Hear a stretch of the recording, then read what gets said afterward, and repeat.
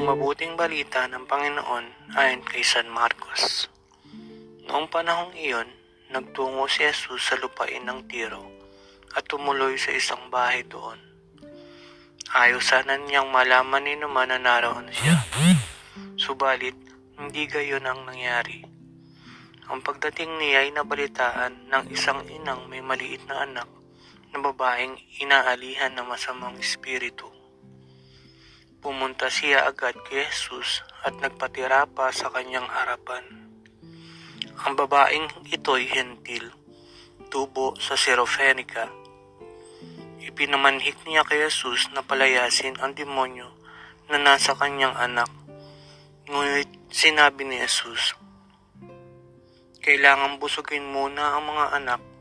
Hindi dapat kunin ang pagkain ng mga anak upang ihagi sa tuta. Tunay nga po, Panginoon, tugon ng babae. Ngunit ang mga tuta mang nasa ilalim ng hapag ay naninimot ng mga mumong nalalaglag ng mga anak.